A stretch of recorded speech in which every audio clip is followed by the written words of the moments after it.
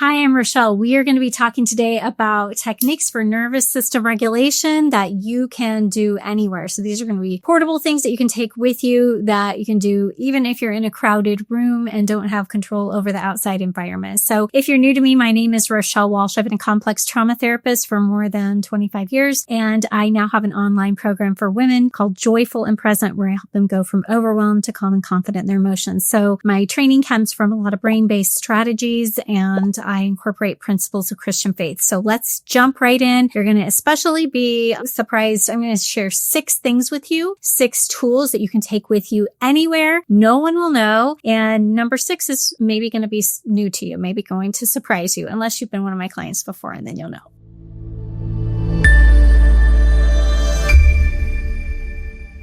So first of all, it's really important. I mean, we see nervous system regulation all over social media right now. And a lot of times what we see is people leaning over, shaking their bodies wildly, putting their face in a bucket of cold water or ice, pulling on their ear. And I'm not saying some of these things don't help, humming loudly. Some of these things are very helpful. Probably all of them are very helpful, but can you use them when you're going in to do a presentation at work, or you're in the middle of a crowded place and you're feeling a little bit anxious, or you're even interacting with your kids? I mean, yes, it's great to teach them some of these things, but I really feel like people need things that can be taken with them anywhere. And I want to first say these things are tools. And I tell people that coping is not calming.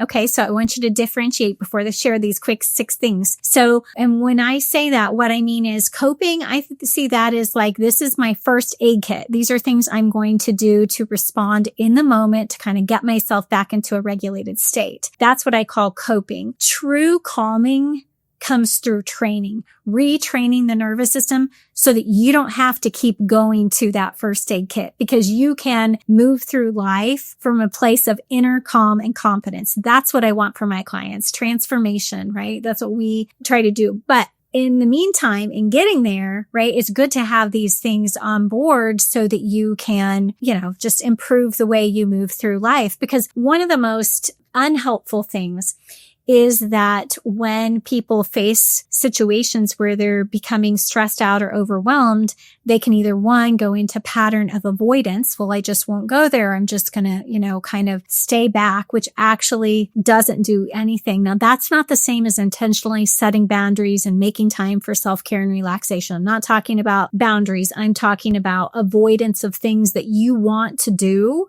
that you just can't do because you're too overwhelmed. So you're opting out of, events with your family or kids, or you're shying back from projects that you're equipped to do, or you feel called into something and yet it just seems like you can't get the confidence to move forward. That's what I'm talking about, is not being held back by a state of overwhelm. So we don't want to go into avoidance. We also don't want to go into unhealthy coping. Like, there's nothing wrong every once in a while. I mean, I guess I shouldn't say there's nothing wrong if it's not wrong for you, is to, have a glass of wine to relax. But if that's your go-to all the time, if you're having to get to some kind of substance, or if it's scrolling online, or if it's just, shopping too much, anything that you're going to distract from your inner state, or emotional eating, so if we don't have these tools on board, what we can do is end up either avoiding or having unhealthy distraction patterns. And so we want to avoid that. So here's 6 things. Okay. So first of all, your breath. It's always with you.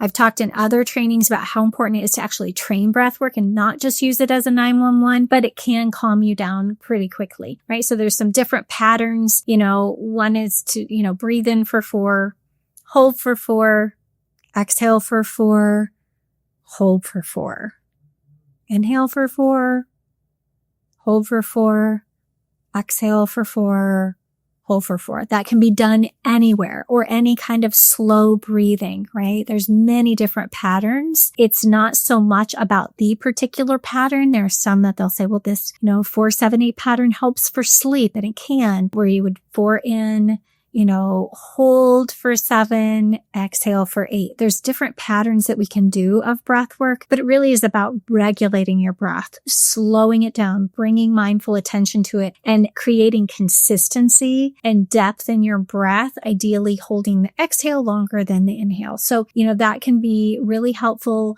always available to you, very consistent with how God designed us to be, that we always have until our dying day. You have access to your breath. And a lot of us are walking around with constricted breath patterns, breathing very shallowly and holding our breath a lot. So breath, number one, you always have access to it. Nobody will know, right? Number two is your eyes. When we get overwhelmed and fearful, we start to look down, right? Or we start scanning. So one of the things you can do with your eyes is to kind of look up. Gaze up, get out of looking down. That's going to perpetuate a state of fear.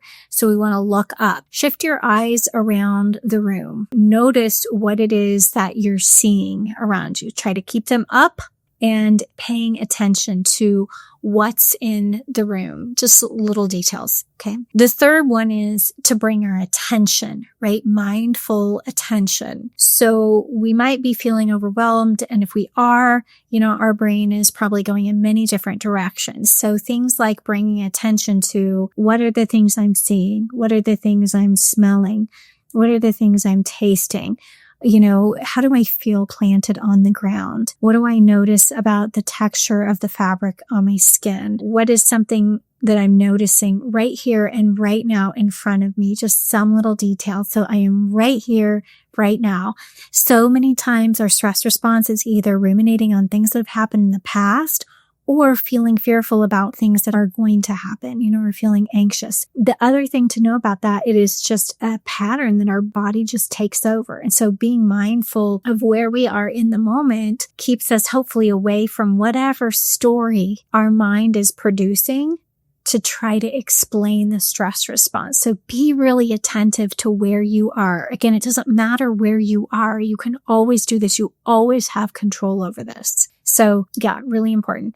Number 4, counting backwards. One of the quickest ways to get out of a stress response is to count backwards by 4s. It requires us tapping into another part of our brain. So you can start at 60. It's normally what I have people do, start at 60, count backwards by 4s. And you do that a few times silently, and it is going to shift how your brain is firing. So that's something you always have available to you. No one on the outside has to know you're doing it, right? The 5th thing is our posture, right? Our posture, again, if we are in a state of dysregulation, the stress response, our posture is going to be more hunched. We're going to be looking down. We're going to be in a more protective state. This is very primitive because it helps protect our internal organs, right? So what we want to do is shift our posture. So you can think about a string coming up from the top of your head, lengthening your spine, opening up your chest a little bit. So of course you don't need to do this if you're out in public, but just lengthening your spine, feeling your feet firmly on the floor, releasing your pelvis, just noticing, changing your posture brings attention to your body, lengthens, can open up the diaphragm, remind you to breathe. So your posture is something you always have control over. And then the last thing, this is something that you really need to do in advance, but once you do this in advance, you are going to be able to have this. So one of the things that you can do is really be able to identify a scent that is calming. That's one of the quickest ways in or out of an alarm state is our sense of smell. It's the first thing that our subconscious mind registers. So if you can condition yourself to have a smell that is relaxing to you, that your mind associates with a relaxed state. You can have that scent with you in the form of a candle or a hand lotion or anything like that. And you can have that with you. And again, it's not something that is going to draw attention to you putting your head in a bucket of ice water. So those are some things you can do to regulate your nervous system without anyone noticing. You can have those on hand. I just want to also end this video by saying these are things that I teach my clients. These are things that I use for myself. They're very effective. They're very all scientifically proven. I also want to tell you that learning to live in a regulated state sometimes is going to require a more comprehensive approach because maybe we've been living from a state of stress for a very long time and it's very habituated in the nervous system. So I do encourage you to practice these things and to have these things on hand, and yet to also know that the things you're doing that are really going to change your nervous system in the long term. so that you can walk around as a person who's calm and confident and regulated within. Those things are going to be things you do in training. It's like, if we saw a little puppy out in the road and there were cars coming, we might dash out into the road and get that puppy to the side safely, hopefully not endangering our own life, but you get the gist of it. We might run to sprint to do something, but if we're really going to want to be a runner who runs with endurance, we're going to have to do more training, not just in response to an urgent situation. So keep that in mind. A lot of people understand physical fitness training, and they don't understand that emotional and mental health training is just that. It's training.